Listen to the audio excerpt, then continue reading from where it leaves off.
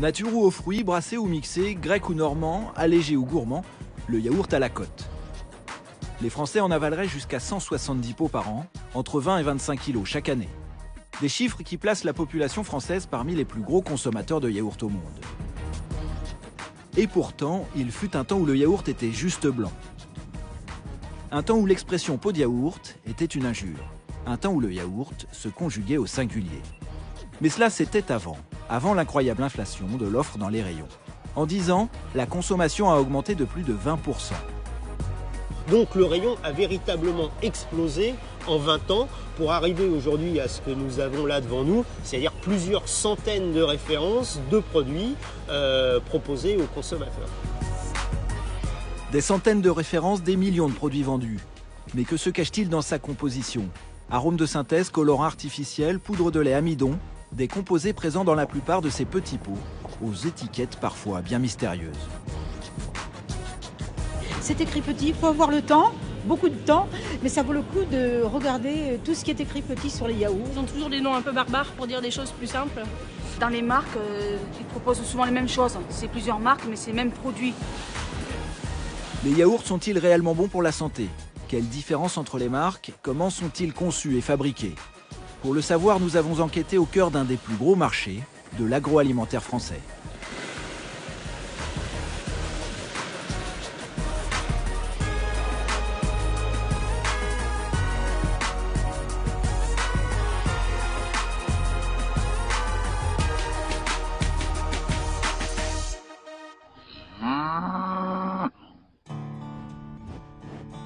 Le yaourt, c'est avant tout du lait.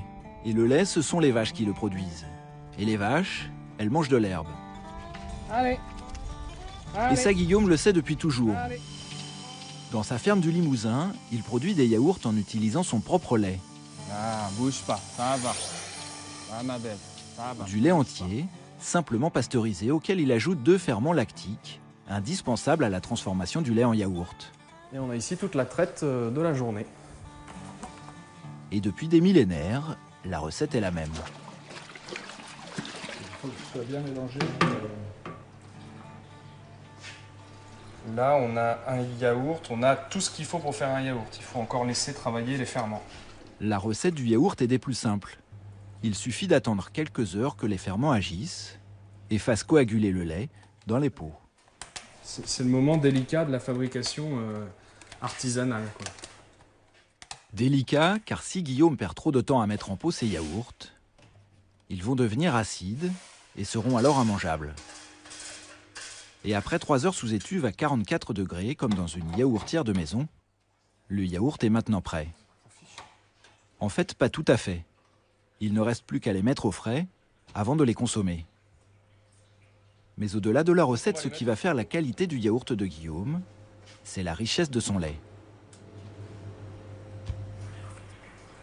Donc là, on a cette couche de gras qui est automatiquement sur le dessus du yaourt. Donc le goût du yaourt, la composition du lait et la couleur du yaourt va varier en fonction de l'année, en fonction de l'alimentation des vaches. Donc les 2 grosses phases sont l'été et l'hiver. Donc l'été, les vaches sont alimentées essentiellement, même uniquement à base d'herbe, qui est de la bonne herbe fraîche qui pousse dans les champs. Donc on a un lait qui est extrêmement riche en goût, en saveur.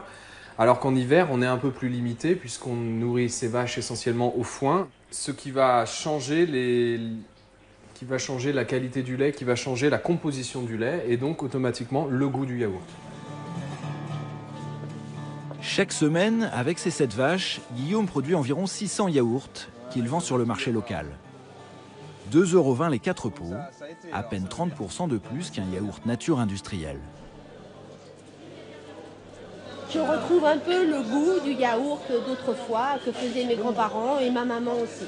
Le côté artisanal, le lait riche, gras, je pense que ça fait beaucoup dans la qualité du yaourt, enfin de ce qu'on recherche nous, parce qu'après chacun recherche ce qu'il veut. C'est une démarche, on préfère mettre un petit peu plus cher, mais avoir quelque chose de vraiment très bon.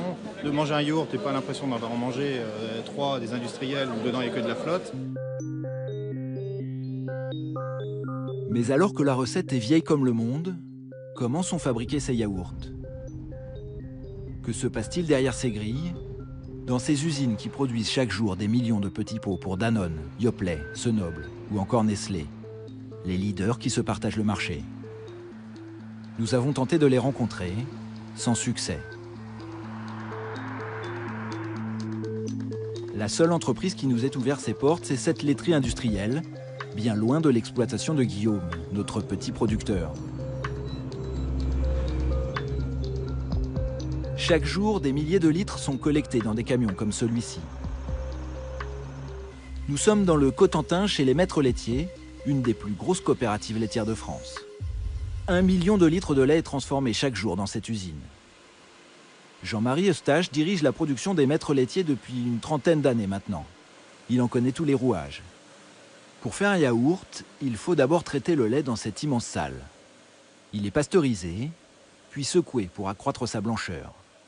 Il est ensuite écrémé et homogénéisé par traitement thermique. Et pour lui donner de la texture, il est enrichi en poudre de lait. En un mot, il est standardisé. Quand un client achète un fromage frais sur lequel il y a écrit 2,4% de matière grasse, il ne faut pas qu'il fasse un jour 2,1 et puis à la saison suivante qu'il fasse 2,6 parce que le lait est plus riche. Il faut que ce soit toujours la même composition. Toujours la même composition, quelle que soit la saison ou la nourriture des vaches. On est loin de l'image d'Épinal de la laitière avec son pot au lait. En fait, la laitière, à part dans la pub, enfin je ne vais pas parler de marque, mais non, tous les industriels, je dirais, qui travaillent des volumes importants, travaillent avec le même type d'installation. Cette usine ultra-moderne, ce bijou de technologie entièrement automatisé, c'est Jean-Marie qui l'a conçu il y a une dizaine d'années. L'objectif, tracer le produit, augmenter les rendements et surtout maîtriser la qualité. Mais dans cette quête pour standardiser le yaourt, l'industrie dispose d'un autre facteur, plus secret celui-là, le fameux ferment lactique.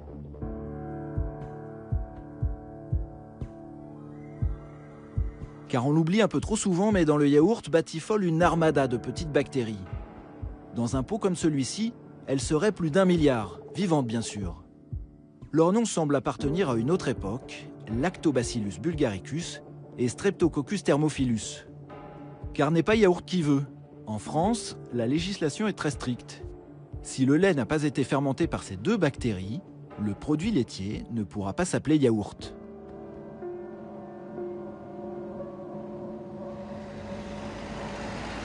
Nous sommes à Arpajon, en banlieue parisienne. Cette entreprise danoise, totalement inconnue du grand public, est pourtant le leader mondial du ferment lactique. Chez Christian Hansen, d'ordinaire, on préfère rester dans l'ombre. C'est la première fois qu'une caméra est autorisée à entrer sur ce site. Dans chacune de ces briques, des centaines de milliards de bactéries qui vont partir vers la Chine, l'Inde ou encore les États-Unis.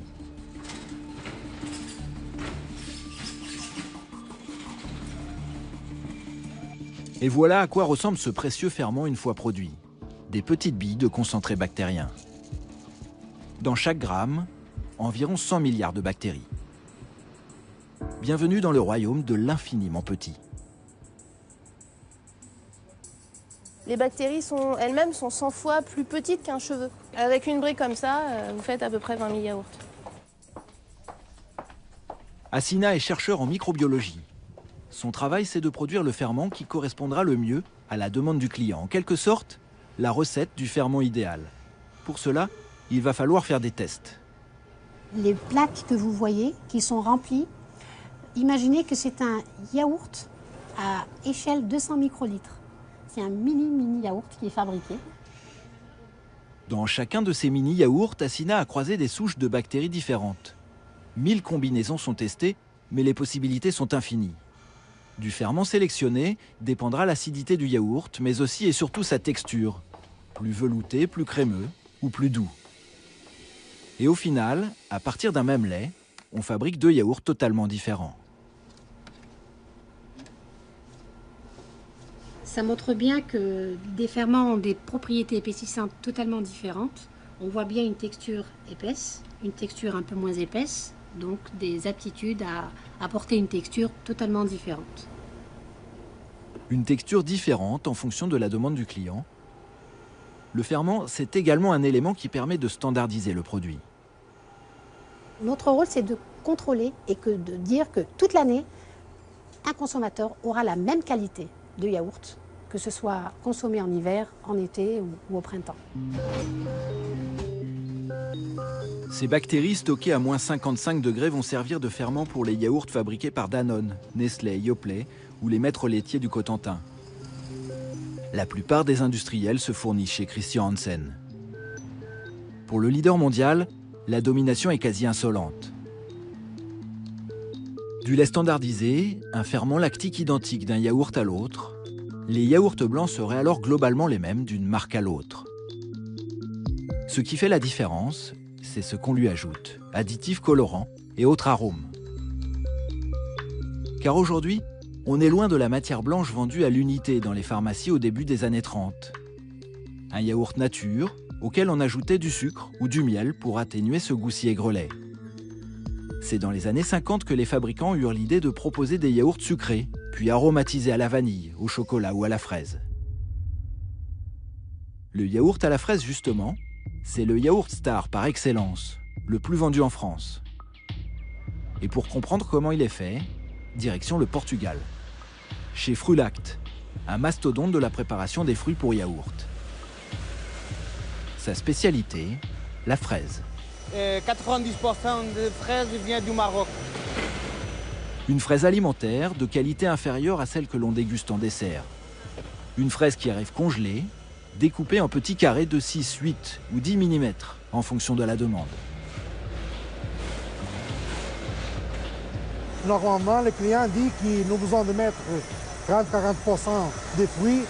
Donc, quand nous faisons un dosage de 12%, le yaourt fini, nous avons 3-5 morceaux dans le yaourt. 3 à 5 morceaux, c'est moins d'une fraise par pot. Autant dire pas suffisant pour donner le goût. Mais si le goût du yaourt à la fraise ne vient pas de la fraise, alors d'où vient-il? C'est Armenio Arantes, le directeur de l'usine, qui répond à cette question.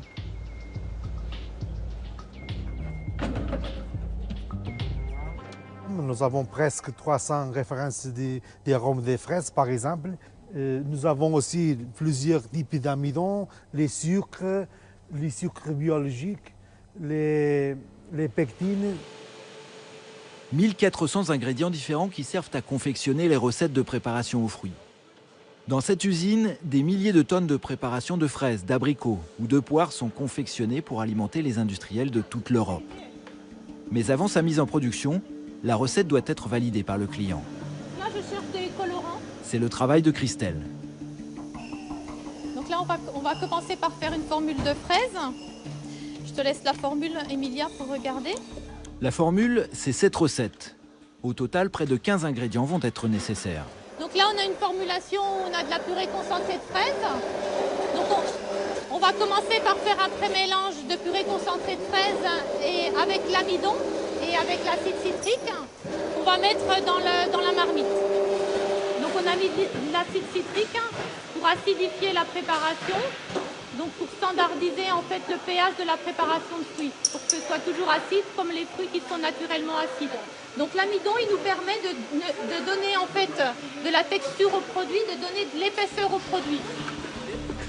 Au sucre, on ajoute encore de la pectine qui va empêcher les fruits de remonter à la surface du yaourt. Après une dizaine de minutes de cuisson, la préparation est quasiment terminée. Mais Christelle juge la couleur des fraises un peu trop fade. Donc dans ce cas-là, on a mis du jus concentré de fruits rouges, qui est un colorant naturel. C'est un mélange de cassis et de carottes noires. Du jus de cassis, de carottes, dans un yaourt aux fraises, cela peut surprendre, et pourtant. Là, on va utiliser par exemple du jus de carotte et on va compléter avec du jus de sureau qui va nous donner la note violette. Et en mélangeant du jaune et du violet, on va avoir une couleur... Une couleur rose, là j'en ai mis un petit peu. Pas moins de 3 colorants différents pour une simple préparation à la fraise, et ce n'est pas terminé. Je vais utiliser le carmin de cochenille pour vous montrer quel type de couleur on obtient. Donc on obtient une couleur qui est vraiment très très rose. Le carmin de cochenille, c'est le fameux E120. Donc le E120, c'est un extrait de cochenille. Et la cochenille, qu'est-ce que c'est? Donc la cochenille, c'est des petites chenilles en fait. Des insectes présents sur les cactus qui sont séchés, puis broyés. Un colorant naturel d'origine animale employé chez les Aztèques depuis la nuit des temps, et présent dans les yaourts mais aussi la charcuterie, le rouge à lèvres ou le fromage à raclette. Si la préparation à la fraise a trouvé sa couleur, elle n'a pas encore son goût. Aujourd'hui, on a à peu près 200 arômes de fraises différents, donc avec des notes différentes qui sont typées confiture, typées fraises vertes, typées fraises fruitées, qui peut être un petit peu plus bonbon, un peu plus mûr. Et donc on va faire ces différents mélanges pour adapter en fait le goût de la préparation de fruits au marché. Dans l'industrie, on aromatise car une fois la fraise mise en pot, elle perd son goût en quelques heures. Alors sans arôme, pas de goût. Et en matière d'arôme, depuis quelque temps, on assiste à un retour du naturel.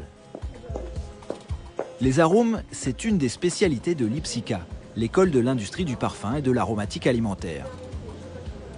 Créée par le parfumeur Guerlain à Versailles, l'IPSICA forme l'aîné de demain. La spécialiste, c'est Sylvie. Elle connaît la composition aromatique de la fraise. Son métier, c'est d'en reconstituer le goût. Donc là, on a préparé les matières premières pour faire un arôme de fraise. Donc je prends la barquette. Un arôme de fraise, c'est un arôme issu de la fraise. Et pour cela, il faut une trentaine de composés, tous naturels. Sylvie va donc créer ce mélange subtil qui donnera le goût, exactement comme ferait un parfumeur. Et puis, voilà. On va les sentir et on va donner une description. Là, par exemple, c'est des notes un petit peu beurrées, un petit peu fruitées. Donc je me dis, ah, ce composé va m'apporter un petit côté fruité, un petit côté vineux aussi, presque. Mais là, il est très concentré. Pour créer un arôme naturel de fraise, la législation lui impose d'utiliser au moins 95% des arômes issus du fruit. Pour les 5% restants, elle est plus libre.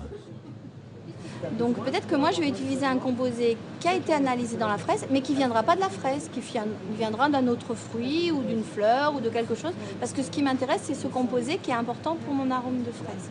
On peut rajouter par exemple un petit peu de citron pour avoir une note plus fraîche, un petit peu de menthe pour autre chose pour avoir une note plus confiture. Parce que quelle fraise on veut, hein? Une fraise plus confiture, une fraise plus fraîche, une fraise plus bonbon, voilà. Donc, mais 5% ils vont bien venir du naturel mais pas de la fraise. Le problème avec l'arôme naturel de fruits, c'est qu'il faut beaucoup de fruits pour le produire. Il coûte donc plus cher. Pour conserver la mention arôme naturel sur l'emballage, il existe une solution. On peut avoir un arôme, quand on va le goûter, on va dire « Ah, c'est de la fraise », un arôme naturel, sans qu'il y ait ces 95% qui viennent de la fraise. Oui, ça c'est possible. Mais du coup, on ne va pas dire arôme naturel de fraise. On va dire arôme naturel parce que je vais avoir des composés qui viennent d'autres. Si je n'arrive pas à avoir 95% dans ma formule de matières premières qui viennent de la fraise, c'est normal, on ne doit pas tromper les gens. Hein. Si ça vient de la fraise, c'est écrit de fraise. Si ce n'est pas écrit de fraise, c'est que ça vient d'autres composés, d'autres choses qui existent dans la nature. Enfin, il existe un dernier type d'arôme, l'arôme artificiel. Sur l'emballage du yaourt, il est simplement stipulé arôme au pluriel. Cela signifie que l'arôme a été créé par un procédé chimique. Mais là où la législation est des plus floues, c'est sur l'emballage. Sur ce yaourt, par exemple, il est stipulé arôme, mais une fraise est bien représentée, ce qui devrait être interdit. Mais un yaourt aux fruits, sans fruits sur l'emballage, ce n'est pas très vendeur. Alors la ruse, c'est de mettre un peu de fraise, le minimum. Ici, 8,7%, à peine plus de 8 grammes, mais cela suffit pour rester dans la légalité. Oui, faut juste que je trouve l'étiquette. Lait, crémé pasteurisé, crème pasteurisée, fruits, pêche, framboise, banane, abricot, fraise, sucre, fructose, citrate de calcium, épaississant. Après, ils ont toujours des noms un peu barbares pour dire des choses plus simples. Pour vous, c'est important de lire les étiquettes, de savoir ce qu'il y a dedans? Oui, pas de plus en plus, malheureusement, avec ce qui se passe. On entend de tout et je pense qu'à un moment donné, il faut aussi faire sa propre opinion. L'industrie est telle qu'ils nous cacheront toujours des choses parce qu'il faut bien vendre hein, et nous donc acheter. Dans l'agroalimentaire, les arômes sont partout. 90% des produits transformés en contiennent. S'ils donnent du plaisir au palais, ils inquiètent souvent le consommateur. Le docteur Laurent Chevalier est nutritionniste. Sans être alarmant, il invite à rester vigilant. Il faut savoir qu'un certain nombre d'additifs sont insuffisamment étudiés, notamment en termes d'interaction entre eux. Donc on a quand même des interrogations par rapport à ça.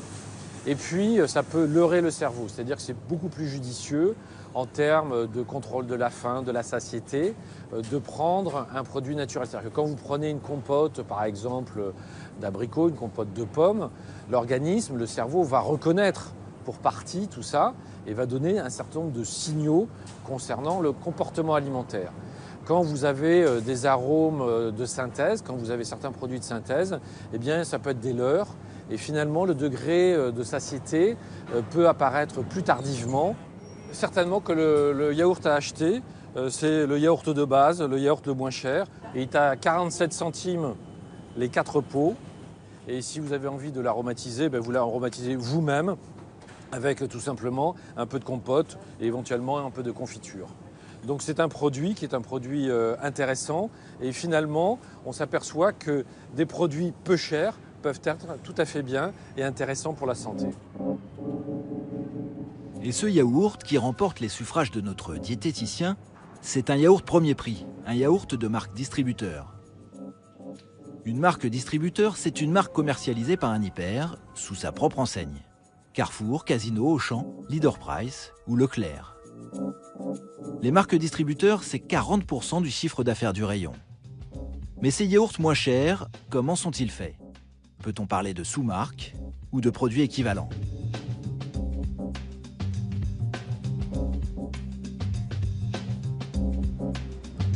Direction la Bretagne, chez Malo. Une PME qui produit des yaourts depuis 60 ans, avec la même recette. Pour bon nombre de consommateurs, ces petits pots en carton ont un goût de Madeleine de Proust. Un positionnement haut de gamme, car malgré une industrialisation de la production, la recette n'a pas beaucoup changé. La marque, elle a une histoire, c'est son positionnement. Alors aujourd'hui, on peut dire, ouais, c'est tendance. Nous, on vit avec, quoi. Donc finalement, on essaie de transmettre cet héritage du produit, de ce qu'il y a dedans, parce que ça, c'est important. Et puis de la découverte de nouveaux parfums, de nouvelles textures, etc.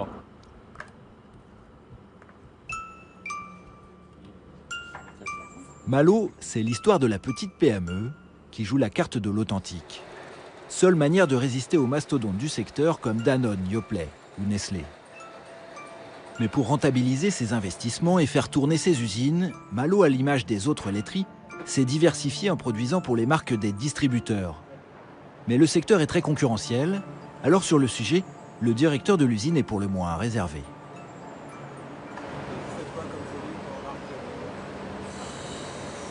On fait un peu de nature sucrée, on fait un peu de yaourt bio, on fait quelques emprésurés. Enfin, c'est vraiment anecdotique. C'est 40% vous disiez ce matin, c'est ça à peu près? Vous ne pouvez pas dire ce chiffre? Et alors pourquoi vous ne souhaitez pas communiquer là-dessus en fait? Parce que vous restez Parce qu'on fabrique pour nos clients, donc si c'est à nos clients éventuellement de parler de leurs produits, mais pas à nous. C'est des recettes clients en fait? Oui, enfin, oui. C'est des recettes clients, mais c'est à eux de le... C'est pas nous, on est la laiterie de Saint-Malo, on va parler des yaourts Malo. Okay, bon. Ce jour-là, les produits des marques distributeurs ont été remisés, avec interdiction de filmer. Des tonnes de marchandises prêtes au départ. Et on peut comprendre ces précautions.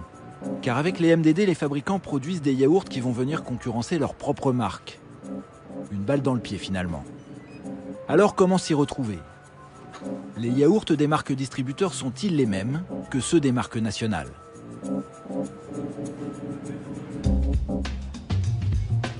Pour le savoir, nous rencontrons Laurent Pasquier, un jeune père de famille. Son obsession, comment choisir le bon produit pour nourrir ses enfants.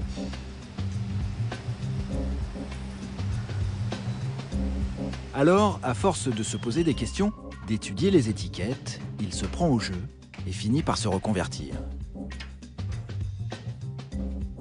Il quitte son ancien travail dans les télécoms pour créer un site qui aide les consommateurs à s'y retrouver. Une base de données qui répertorie 16 000 références de la grande distribution. Et ce qu'ils découvrent, c'est que certaines MDD sont produites par les grandes marques nationales. C'est le cas de ce panier aux fruits Leader Price, produit dans les usines Yoplait. Donc là, on a le panier de Yoplait et le yaourt aux fruits Leader Price. Hop. Donc on a deux produits fabriqués par le même fabricant, dans les mêmes usines. Si on les compare comme ça sur leur composition, on peut s'apercevoir que le panier aux fraises là, il contient 10,8% de fruits, alors que si on regarde le produit Leader Price, on est à 12% de fruits. Et sinon, sur le reste de la composition, on est sur des choses très similaires, avec des épaississants, des arômes qui ne sont pas marqués arômes naturels. Voilà. Après, le reste de la composition est assez similaire. Hop. Ok, donc là, on a les deux paniers de Yoplait fraises et yaourt Leader Price fraise. Si on les ouvre et qu'on les compare, on a des apparences quand même très très proches.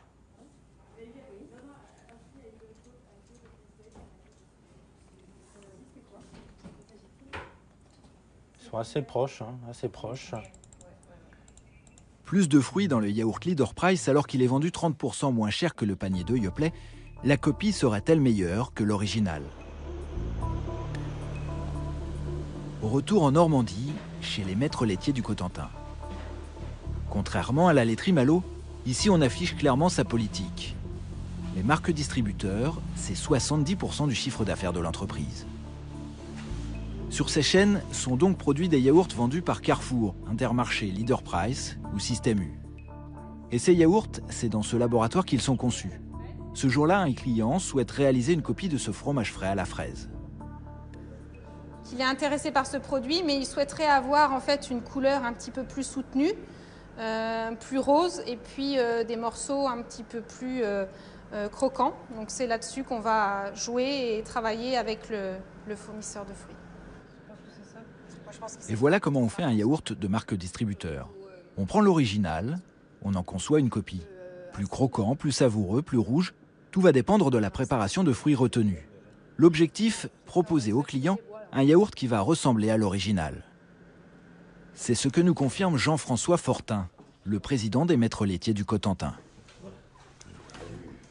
Globalement, j'affirme, tout du moins dans le domaine que je connais, que celui des produits laitiers et des produits laitiers frais, j'affirme que la MDD est très souvent d'égale qualité. Je dirais même que de temps en temps, dans des dégustations dites aveugles, la MDD arrive assez régulièrement, je dirais, tout du moins sur un plan gustatif, mais c'est aussi sur un plan de la sécurité alimentaire, c'est aussi, arrive assez souvent même de meilleure qualité que la marque nationale.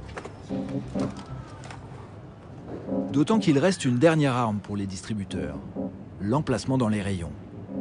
À côté de la marque nationale, on place son équivalent MDD. Mais parfois c'est plus subtil.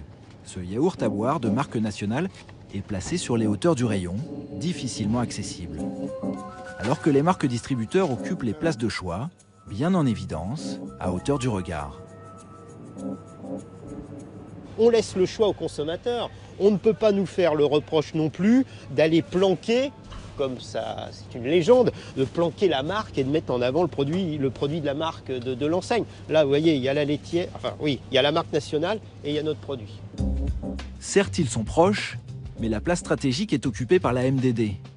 Et comme il faut à peine quelques secondes au client pour se décider, ces quelques centimètres dans le rayon font toute la différence.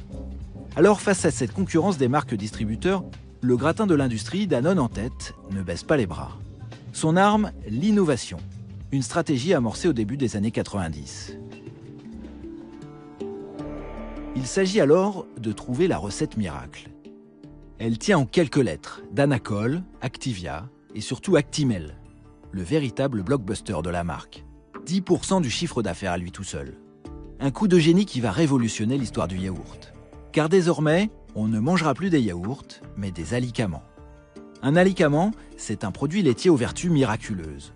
Souvenez-vous, c'était en 2002, mais depuis la publicité n'est plus diffusée. Pourquoi donnez-vous Actimel à votre enfant chaque jour? Thomas, c'est mon petit dernier et quand il joue, il fait pas attention à tous les risques qui l'entourent. Par exemple, il met des saletés dans la bouche et ça, c'est pas très bon. Alors moi, chaque matin, je lui donne Actimel. Ça l'aide à se défendre. Actimel contient... Le secret des alicaments, en plus des ferments classiques, ils contiennent des probiotiques, des bactéries aux effets bénéfiques sur la santé. Actimel aidons nos défenses naturelles. Les probiotiques, un coup de tonnerre dans le milieu du yaourt. Direction l'hôpital Lariboisière à Paris.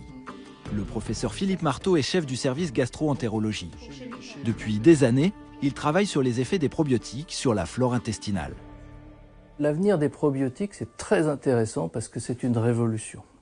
Pourquoi c'est une révolution? On a trouvé récemment une façon d'étudier les probiotiques ou d'étudier le rôle des microbes intestinaux, c'est de transférer la flore d'un animal à un autre. Et on s'aperçoit qu'en transférant la flore intestinale, on transfère parfois des caractéristiques de l'animal, des caractéristiques d'obésité, des caractéristiques d'anxiété, de dépression. Donc c'est une révolution et à partir de ce moment-là, on voit bien comment on pourrait essayer d'utiliser des microbes domestiqués, les probiotiques, dans des axes comme ceux-là qui jusqu'à maintenant étaient complètement perçus comme farfelus, mais en fait très logiques. Le probiotique, c'est une petite bactérie qui vole au secours de notre organisme. Du pain béni pour l'industrie du yaourt. Ce ferment miraculeux pourrait avoir un intérêt économique. Janvier 2007. Danone met en vente SN6. Un budget de lancement de plus de 9 millions d'euros et surtout un argument santé, la dermonutrition. La beauté de votre peau est aussi dans votre alimentation. C'est pourquoi Danone crée SN6, le premier produit laitier pour votre peau. Oméga 6, antioxydants et Et vitamines. pour rendre crédible le yaourt, des schémas expliquent ses bienfaits sur l'épiderme. Mais le yaourt qui nourrit la peau de l'intérieur, certains n'y ont pas cru. Olivier Andro est journaliste à l'UFC qu'au choisir. Pour lui, SN6 est un joli coup marketing, mais qui n'a aucun effet sur la peau. À l'époque, il avait réalisé un test comparatif entre une crème anti-rides et un yaourt SN6. Les résultats sont sans appel. En ce qui concerne la crème anti-rides, on voit l'effet très positif en ce qui concerne l'impact sur la peau. En revanche, en ce qui concerne SN6, il n'a pas fait la preuve de son efficacité. Nous n'avons pas vu de différence significative entre les personnes qui ont consommé SN6 et les autres groupes de traitement. Quelques mois après la publication de cette enquête, Danone cesse la commercialisation du yaourt. Une véritable catastrophe industrielle. D'autant que pour le numéro 1 mondial, la série noire continue. Actimel, ça a l'air petit comme ça. Une vingtaine d'années après le lancement d'Actimel, Danone est dans l'obligation de fournir des preuves de l'efficacité de ses probiotiques sur la santé. Le géant français n'a plus le droit de faire de la publicité vantant les mérites de son probiotique. De la vitamine D, de la vitamine B6 et des ferments L-casei Danone. Alors dans cette publicité, Danone tourne autour du pot sans jamais franchir la ligne jaune. Fini les schémas scientifiques, l'heure est au ludique. Actimel de Danone, la petite bouteille pleine de bonnes choses. Mais on n'en saura pas plus sur les vertus du probiotique. Toutes les allusions au renforcement des défenses naturelles ont disparu. En clair, retirées pour ne pas se faire recaler. Mais ces probiotiques sont encore mal connus et certains s'en inquiètent. Car ils pourraient avoir des effets secondaires loin, très loin des bénéfices vantés par les fabricants. Direction Marseille, à la faculté de médecine de la Timone. Dans le domaine de la recherche, le professeur Didier Raoult est une institution. Spécialiste des maladies infectieuses, c'est un peu par hasard qu'il s'intéresse aux probiotiques. En fait, il travaillait alors sur une bactérie qui rend malade les autruches. Pour l'étudier, il fait manger cette bactérie à un poussin. On a été sidérés parce qu'on avait des poules et des coqs géants. Je me souviens plus quel âge ils avaient, mais enfin, je sais pas, ils avaient 6 semaines ou, je sais pas, ou un mois, enfin, ou 2 mois. C'est encore des petits poulets, ça. Hein. Ces deux poussins sont nés le même jour, mais celui qui a ingéré la bactérie, ici à gauche, a doublé de volume. C'est spectaculaire, hein. C'était spectaculaire. Donc c'est pour ça qu'on s'est lancé là-dedans, parce qu'on était sûr qu'il y avait quelque chose, c'était évident qu'il y avait quelque chose. C'était pas un truc par hasard, quoi. Le docteur et son équipe poursuivent la recherche et découvrent que les probiotiques sont en fait utilisés depuis des décennies pour faire grossir les animaux d'élevage. Tous les agriculteurs du monde font ça. Donc on ne peut pas ne pas se poser la question de savoir qu'est-ce qui se passe si on utilise les mêmes produits chez les humains. En tout cas, c'est un mystère pourquoi la population humaine grandit de manière aussi spectaculaire, à vue d'œil, c'est-à-dire de génération en génération, les gens sont plus grands. C'est la même chose qu'on voit chez les animaux. C'est-à-dire que depuis 50 ans, on grandit, on grossit comme les animaux de ferme. Et comme on fait comme les animaux de ferme, on est nourri avec des antibiotiques et des probiotiques, eh bien, c'est une question raisonnable de se poser la question si ce n'est pas les mêmes causes qui font les mêmes effets, c'est-à-dire est-ce que ce n'est pas parce que nous sommes nourris comme les animaux de ferme que l'on est en train de devenir comme les animaux de ferme, plus grands et plus gros.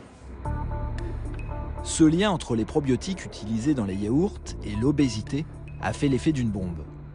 Peut-on encore manger des yaourts sans prendre le risque d'engraisser, comme des animaux d'élevage?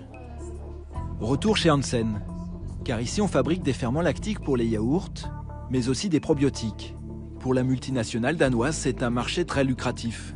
Ici, on développe des probiotiques pour les animaux d'élevage en complément alimentaire ou en capsules pour la pharmacie, mais aussi et surtout pour le yaourt. Alors difficile de ne pas faire l'amalgame entre les probiotiques qui font grossir les poulets et ceux que l'on consomme dans le yaourt. Et comme le sujet est sensible, pour nous répondre, le leader du ferment à dépêcher de Copenhague, Bénédicte Flambard, la responsable santé et nutrition. La souche qui est utilisée en santé animale, elle a été sélectionnée pour être robuste dans le processus de l'alimentation. Ce ne sont pas les mêmes souches qu'on utilise dans les produits frais. Et je dirais que chez nous, notre bactérie phare qui est BB12, dans les laits fermentés, elle est extrêmement bien documentée. On sait exactement ce qu'elle fait et il n'y a aucun effet secondaire sur ces souches-là. Le BB12, c'est la découverte qui a fait la fortune d'Hansen. Derrière ce nom de code se cache un probiotique consommé chaque jour par des millions d'individus, le fameux Bifidus. Un probiotique vendu depuis une quinzaine d'années, sur lequel les seules études effectuées sont des tests maison. Ce sont des recherches fondamentales qui sont faites sur le génome et qui nous permettent d'extrapoler et de voir que cette souche-là n'a aucun effet sur une augmentation de prise graisseuse éventuellement.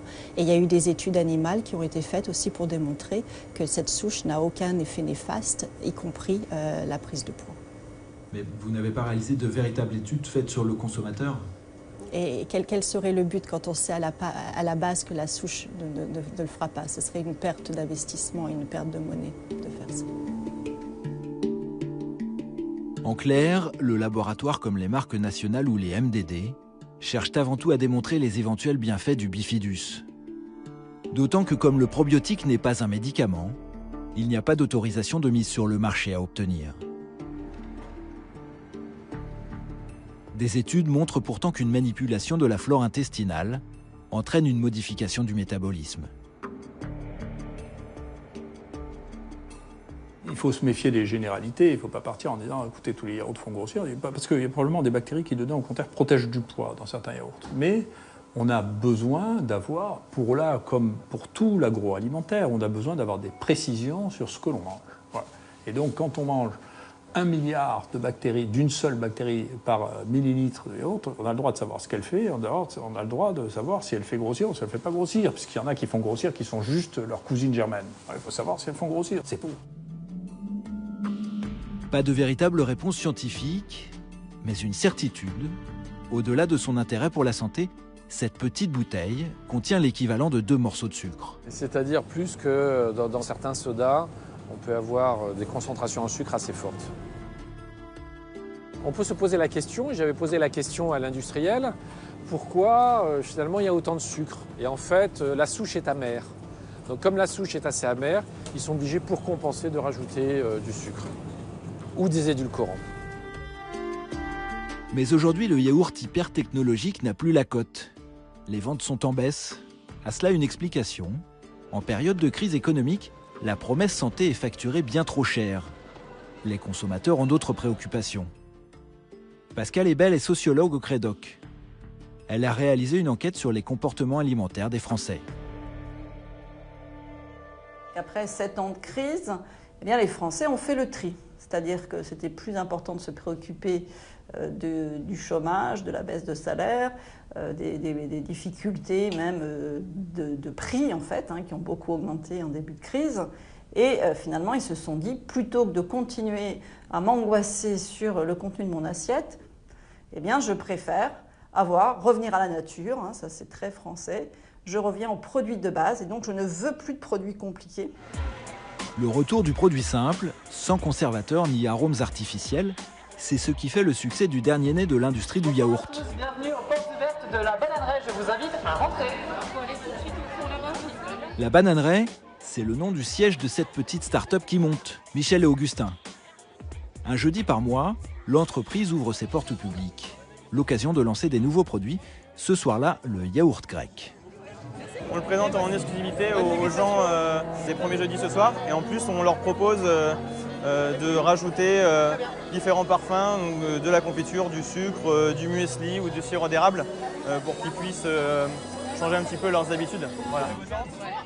Ces as du marketing l'ont compris avant tout le monde, le yaourt grec c'est le produit tendance de l'année. Un yaourt qui arrive à point nommé. Il faut 3 fois plus de lait pour faire un yaourt grec qu'un yaourt normal. Il est donc beaucoup plus dense, en fait hyper protéiné, et surtout très pauvre en matières grasses. À la fois dessert, mais aussi complément alimentaire, ce yaourt allierait enfin plaisir et santé, le produit idéal. Et les marques nationales n'ont pas tardé à réagir. Yoplait et Danone, à grand renfort de publicité, se lancent eux aussi dans le yaourt hyper protéiné. Un yaourt qui pourrait bien changer les habitudes de consommation des Français et doper les ventes. Surtout si l'on en croit l'immense succès du yaourt grec aux États-Unis. En cas de méchante faim.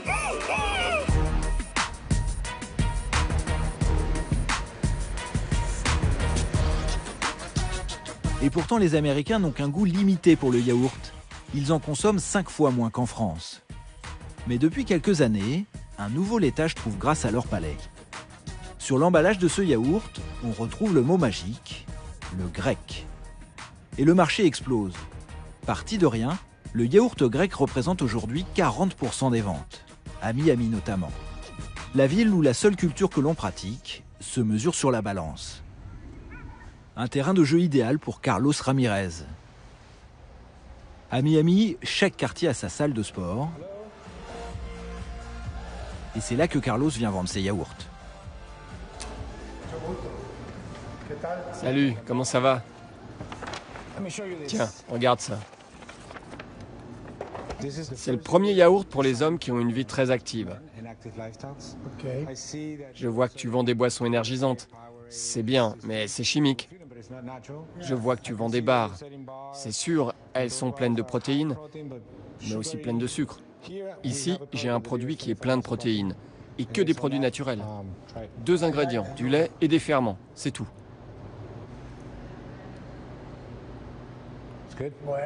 La raison du succès du yaourt grec dans ce pays qui fait la chasse au cholestérol, sa composition. Désormais, le yaourt peut aussi être consommé entre les repas. On appelle ça le snacking. Et ce yaourt, c'est Carlos qui l'a inventé. Durant une vingtaine d'années, il a conseillé les plus grands groupes de l'agroalimentaire. Il y a quelques mois, ce génie du marketing s'est mis à son compte. Il embauche alors 4 personnes, s'installe dans ce loft pour développer son concept, le yaourt surpuissant. J'ai réalisé que tout le monde s'adressait aux femmes. Et nous aussi, les hommes, on voulait du yaourt. Vous regardez le yaourt grec, il y a 2 fois plus de protéines. Et nous, on court, on travaille dur, on joue au tennis, et on voulait quelque chose pour nous.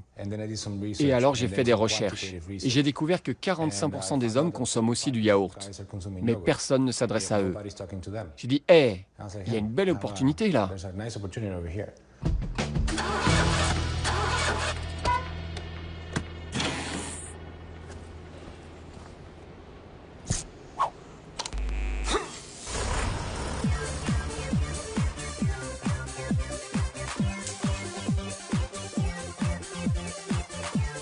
Find your inner abs with powerful yogurt. Un yaourt grec de plus, la différence, c'est un positionnement radical. Et l'important, c'est les abdos. Vous voyez, vous pouvez les toucher, c'est sur le pot. C'est pas seulement une étiquette, c'est en relief.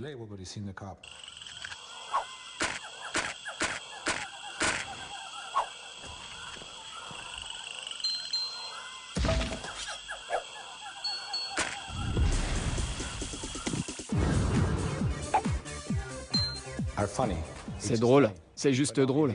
Mais si vous en mangez tous les jours sans faire de sport, vous n'allez pas récupérer d'abdos. Vous allez juste grossir.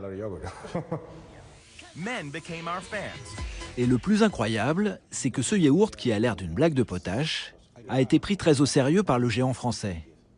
Il en a fait une copie, Danone Formen, testé en Bulgarie. Un yaourt qui ressemble comme 2 gouttes d'eau à celui de Carlos.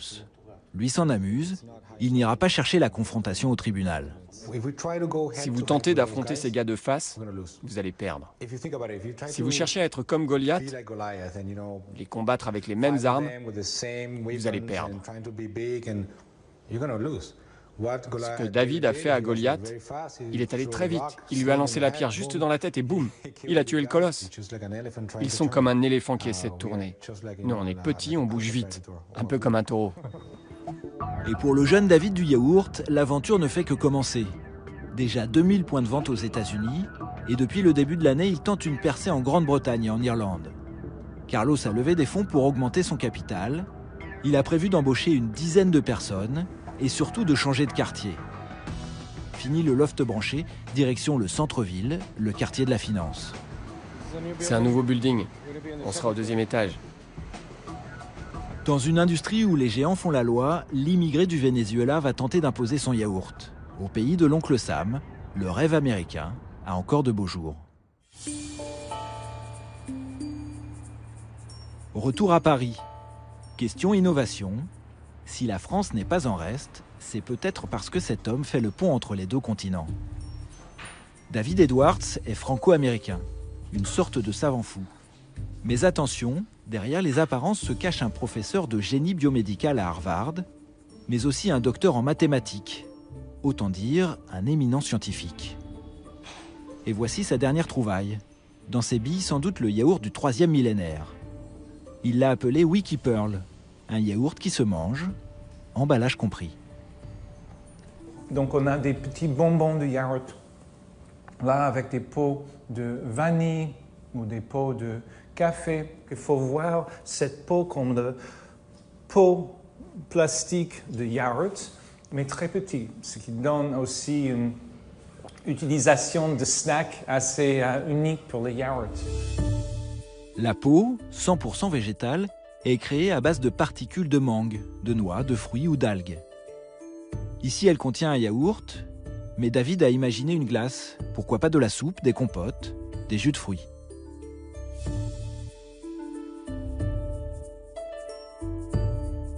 J'étais inspiré par la forme et le fonctionnement des fruits et le fait que les fruits arrivent à englober, envelopper, emballer la nourriture d'une façon comestible. Et je me suis dit, ça doit être possible technologiquement.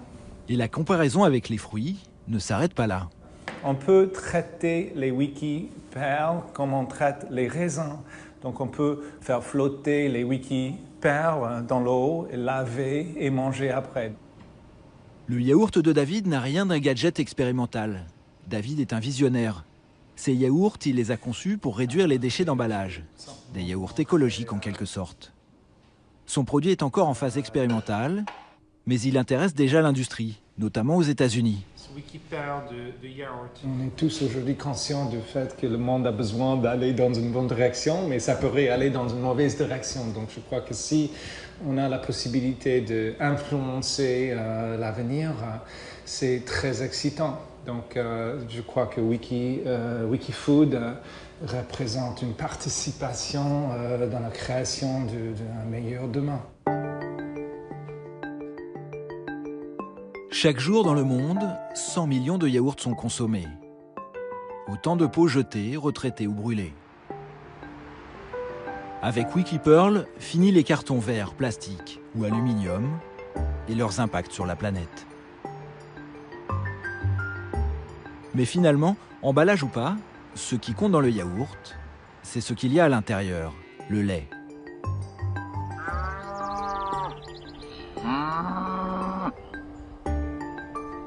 Et ça, on l'a peut-être un peu oublié.